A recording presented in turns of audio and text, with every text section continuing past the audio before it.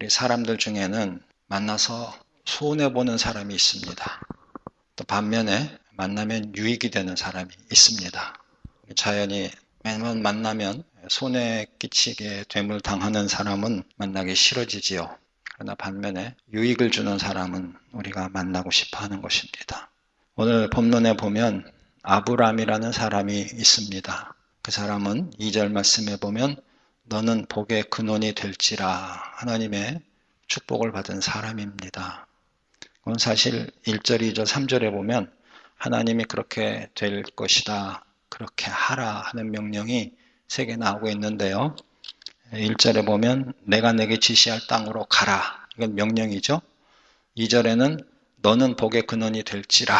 이거는 내가 그렇게 만들겠다는 하나님의 말씀이에요. 축복이에요. 그 다음에 3절 말씀에는 땅의 모든 족속이 너를 인하여 복을 얻을 것이니라. 그것도 하나님이 주신 축복의 말씀이지요. 오늘은 복의 근원이라는 제목을 한번 말씀을 나누어 봅니다. 복의 근원, 한국 번역이 사실 복의 근원 그렇게 되어 있는데요. 원래 원어의 뜻은 너는 복이 될 것이다. 그런 말이에요. 너라는 사람은 복 자체가 된다. 그런 말입니다.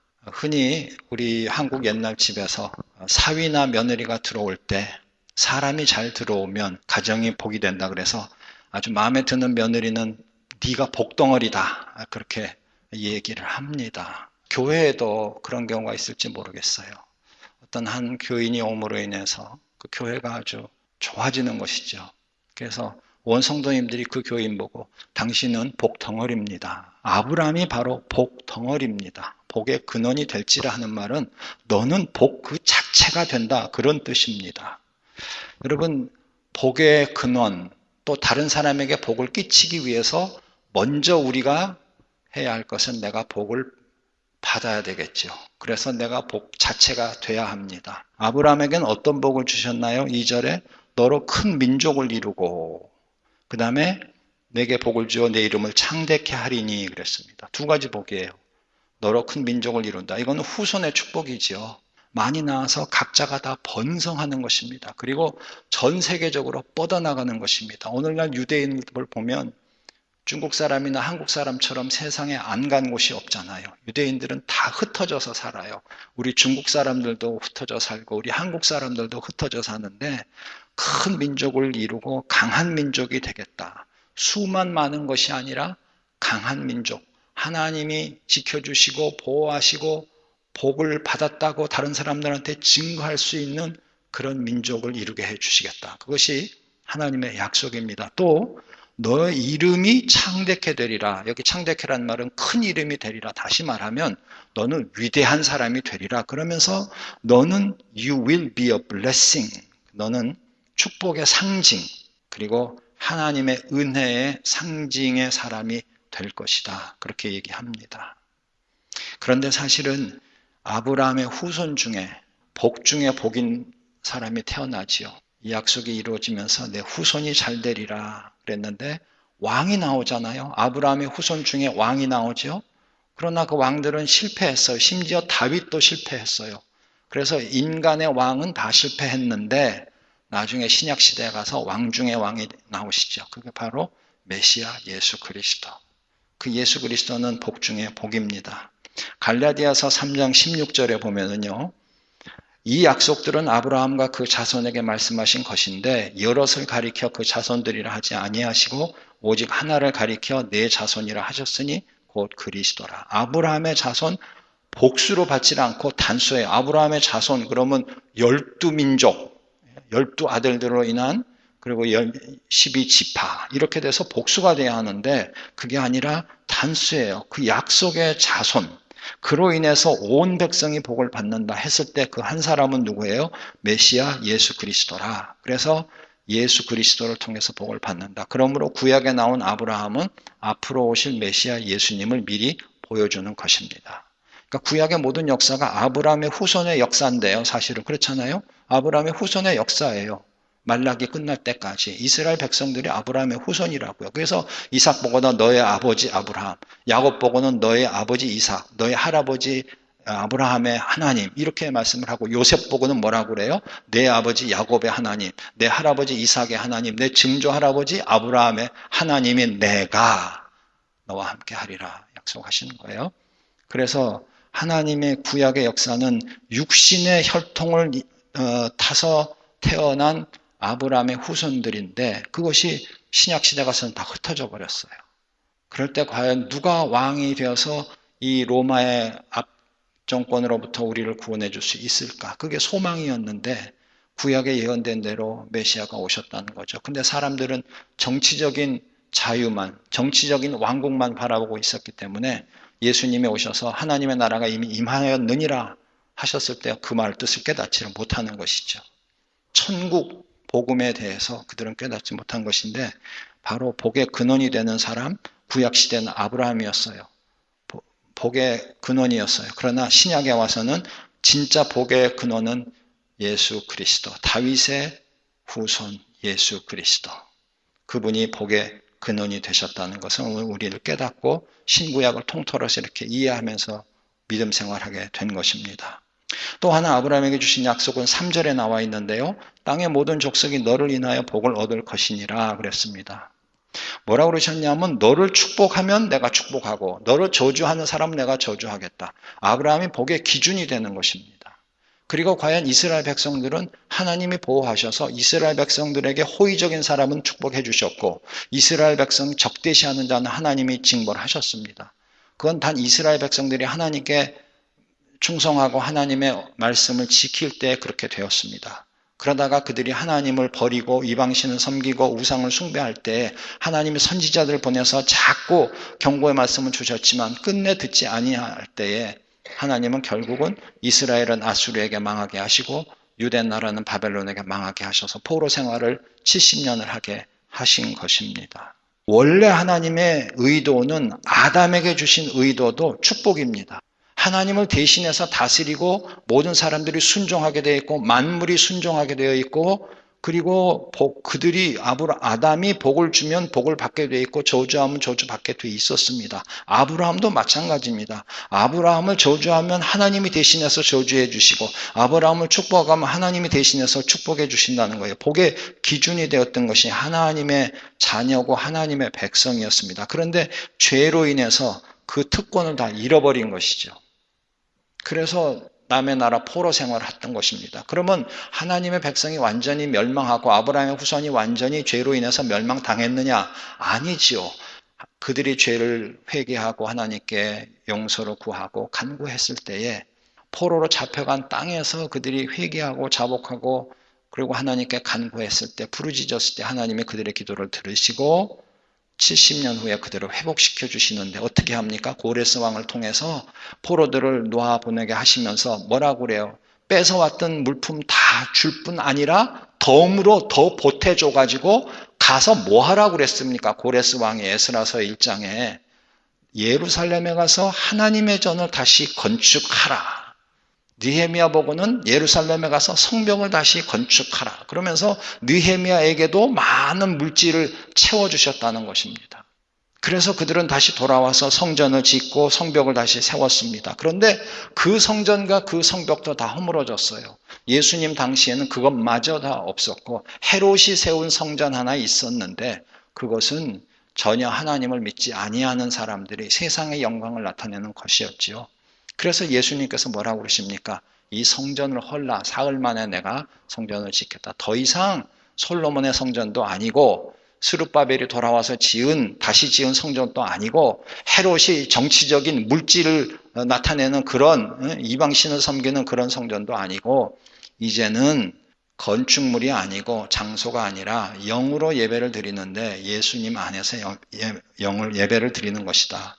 그러면서 그동안은 아브라함이 축복의 기준, 이스라엘 백성이 축복의 기준이었지만 더 이상 어떤 개인이나 어떤 민족이 축복의 기준이 아니다 그 말이에요. 그러면 누가 축복의 기준이에요? 메시아 예수 그리스도가 축복의 기준이다.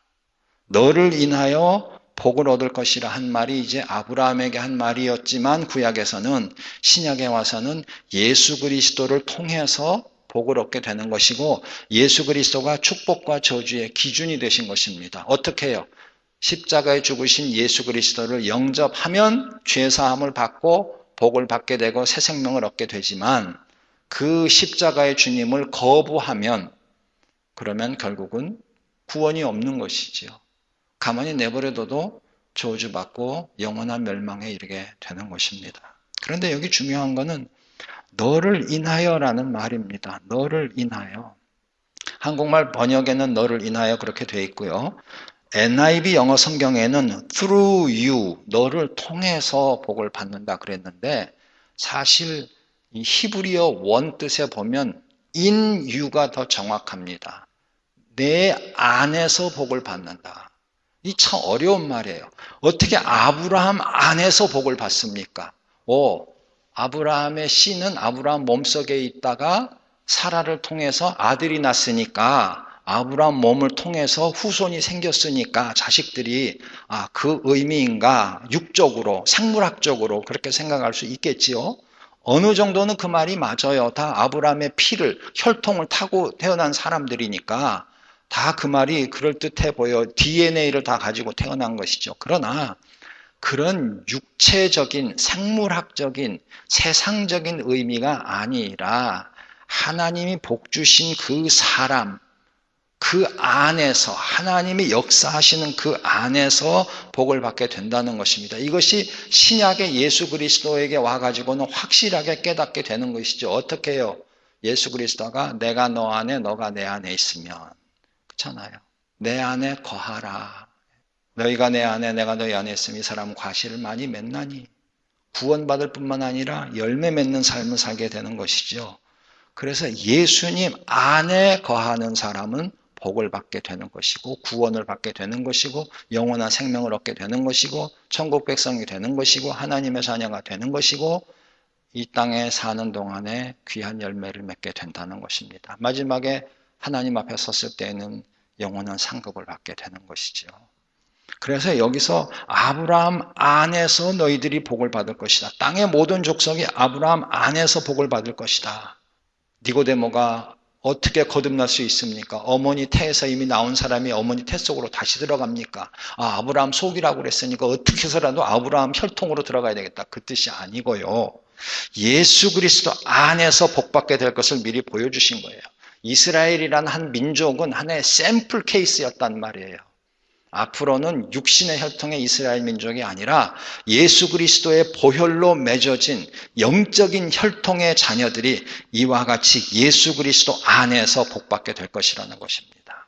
아브라함 가문에 있었던 자들이 복받았던 것처럼 예수 그리스도 안에 있는 자들이 예수 그리스도의 가문 안에서 복을 받고 그 예수 그리스도를 통해서 천하 만민이 다 복을 받게 될 것이라고 축복을 약속하고 있는 것입니다. 그래서 우리도 복을 받게 된 것입니다.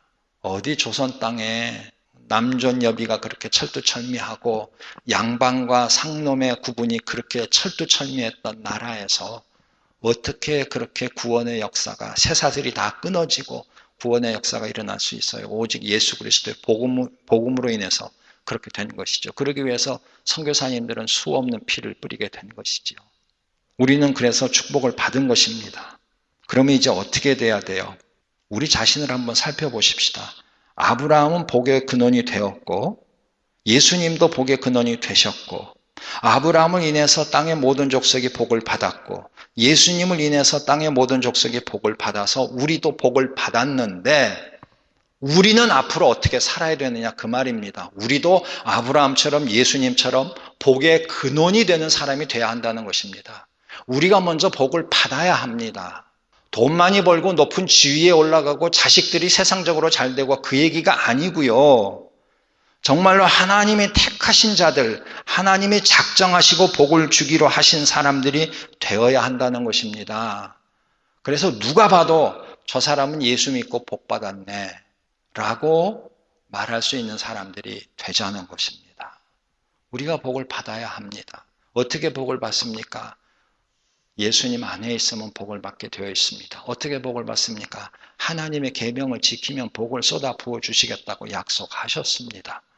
그러므로 우리는 복을 받는 삶이 되어야 합니다. 그 다음에 아브라함을 인하여 땅의 모든 족속의 복을 받았고 예수님을 통해서 땅의 모든 족속의 복을 받았으니 우리를 통해서도 땅의 모든 족속의 복을 받아야 하지 않겠습니까? 하나님이 왜 복을 주셨어요? 나만 잘 살라고? 내 가족만 잘 살라고? 우리 교회만 잘 되라고? 아니지 않아요. 하나님이 우리에게 복을 주신 것은 우리가 복의 통로가 되어야 한다는 것입니다. 우리가 예수님 안에 거함으로 복을 받았던 것처럼 다른 사람들도 예수님 안에 거하면서 복을 받을 수 있도록 우리가 그런 역할을 해야 한다는 것입니다. 나를 인하여 다른 사람들이 복을 받을 수 있게 해 주어야 한다는 것입니다. 그러기 위해서 우리는 다른 사람들을 주님께로 인도하는 사명을 감당해야 되는 줄로 믿습니다.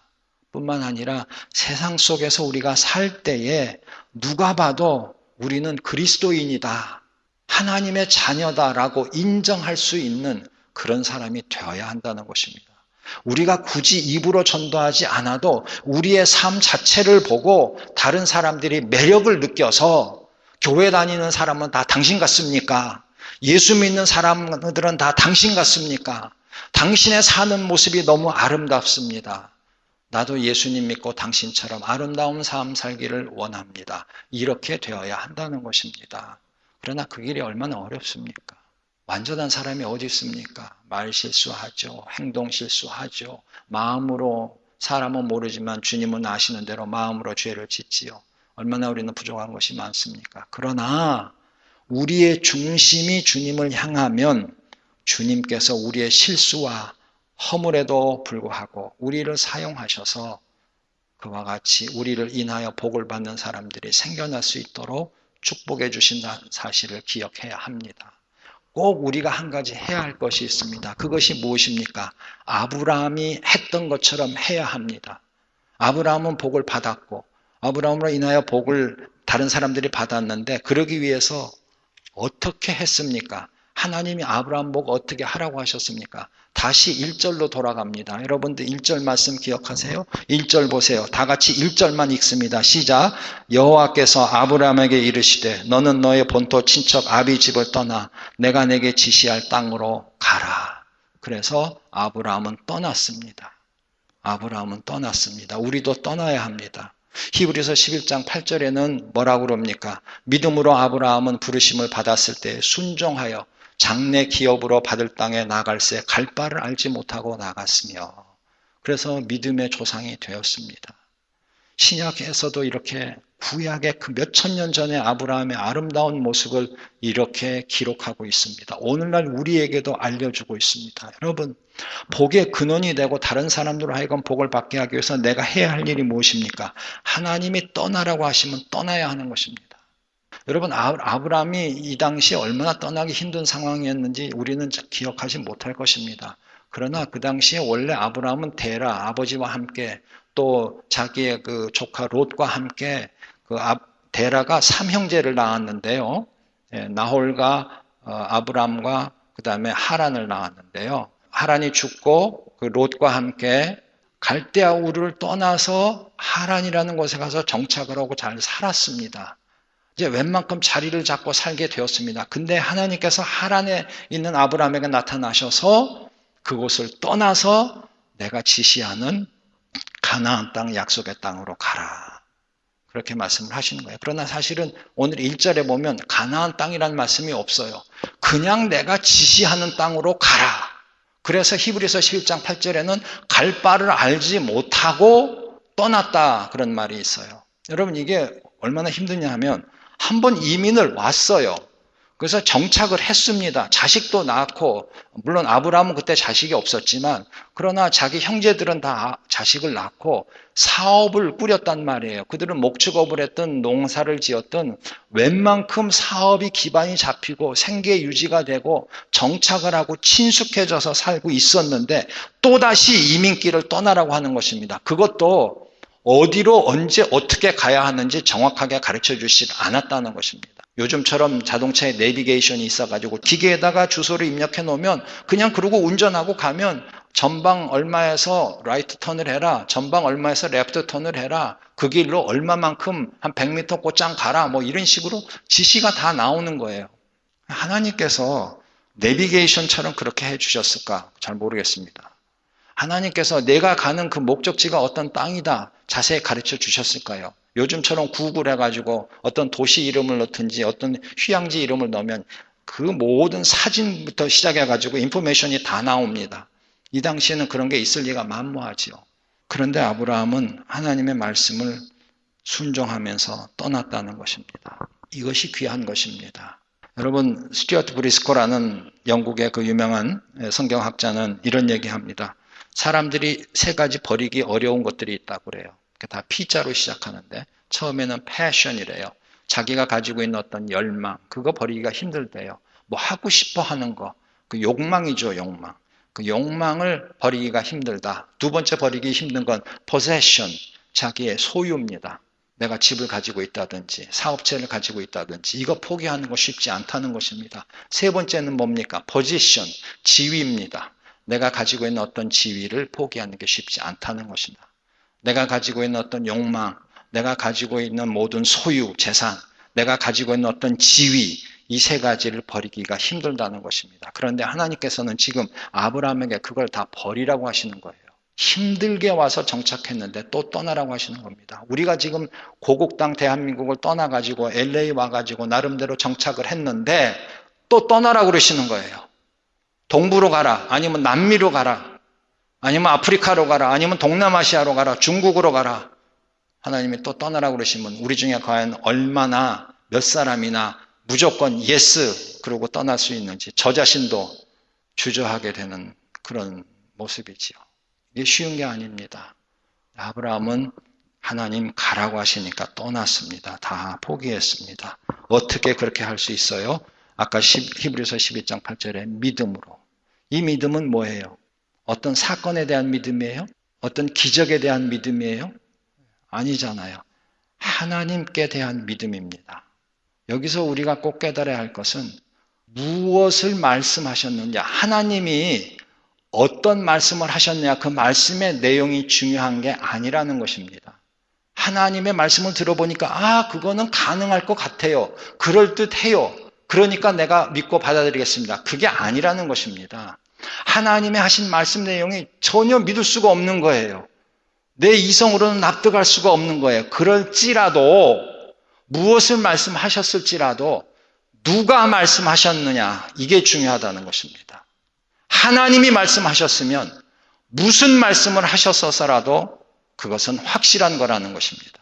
내 생각에는 불가능해 보이는 것 같고 세상은 다 아니라고 할지라도 하나님이 말씀하셨기 때문에 그것은 이루어진다는 것입니다. 내가 순종을 해야 한다는 것입니다. 그런데 우리 믿는 사람들 중에 가끔은요, 성경 말씀도요, 그 내용이 뭐냐에 따라서 이건 믿을 수 있고 이건 믿을 수 없고 구분하는 사람들이 있어요. 내용이 중요해요. 무엇을 말했느냐? 아니에요. 누가 말씀하셨느냐가 중요합니다. 목사가 얘기한 거는 틀릴 수 있어요. 다 믿을 수가 없어요. 아무리 신령한 성도가 말씀하셨어도 다 믿을 수 없어요. 대통령이 말한 거 믿을 수 없어요. 그러나 하나님 아버지께서 말씀하신 것은 한 점 한 획도 없어지지 않습니다. 그대로 이루어집니다. 요즘 제가 열왕기하 새벽마다 이렇게 보고 있는데요. 여러분 거기 보면 여호와 하나님께서 말씀하신 대로 그렇게 되니라. 아합의 집에 여호와께서 엘리야를 통해서 하신 말씀대로 이루어지니라. 하나님 말씀하신 대로 그대로 이루어지니라. 그런 말이 여러 번 나오고 있습니다. 여러분, 하나님의 말씀은 결코 땅에 떨어지지 않습니다. 다 이루어집니다. 아브라함은 그 신앙을 가지고 있었어요. 하나님을 신뢰하는 것입니다. 그러므로 그분이 말씀하시니까 다 듣는 것이에요. 다 믿는 것이에요. 다 순종하는 것이에요. 과연 우리의 믿음이 그러냐 하는 것입니다. 하나님을 우리가 어떻게 받아들이느냐는 것입니다. 하나님과 우리의 관계가 어떤 관계냐가 중요합니다. 정말 그 사람을 믿는다면 그 사람이 하는 말을 다 들어야 하는 것입니다. 그 사람을 믿지 못하면 그 사람이 하는 말을 우리는 구분을 해야 합니다. 우리는 하나님의 말을 구분할 수 없습니다. 해서도 안 됩니다. 하나님의 말씀을 우리는 그분이 말씀하셨기 때문에 다 믿어야 하는 것입니다. 또 하나 아브라함이 잘한 건 순종했을 뿐만이 아니라 가는 곳마다 제단을 쌓았습니다. 여러분 창세기 12장 7절 8절에 보면 하나님이 말씀하시니까 오늘 본 말씀, 그 말씀, 약속의 말씀 듣고 그리고 베델 동편산으로 옮겨 장막을 치고 거기서 여호와 이름을 부르면서 단을 쌓았지요. 그 다음에 한 군데 더 14장에 가면 마물의 상수리 수풀에 이르러서 하나님이 약속의 말씀 다시 한번 주시니까 거기서 또 제단을 쌓습니다. 이걸 제가 다 뽑아서 알려드릴 수가 없어서 우선 대표적으로 두 가지만 했는데요. 아브라함은 가는 곳마다 제단을 쌓고 여호와의 이름을 불렀습니다. 이것이 아브라함이 복의 근원이 된 순종의 모습입니다. 우리는 어떻습니까? 우리도 이와 같이 해야 합니다. 하나님이 말씀하셨기 때문에 가라면 가고 서라면 서야 하는 것입니다. 그리고 가든지 서든지 우리의 삶이 제단을 쌓는 삶이 되어야 될 줄로 믿습니다.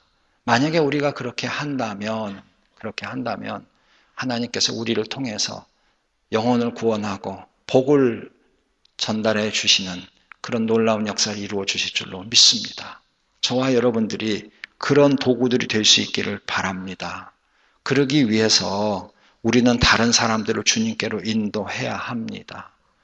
우리 예수 그리스도께서도 하늘 보좌를 버리시고 이 땅에 오셔서 하나님의 말씀에 순종하고 십자가의 죽으심으로 말미암아 모든 민족을 구원하시고 하나님의 자녀가 되게 해 주셨습니다. 여러분, 희생해야 된다는 말입니다. 지난번에도 말씀드렸지만 우리가 결단하고 행동해야 합니다.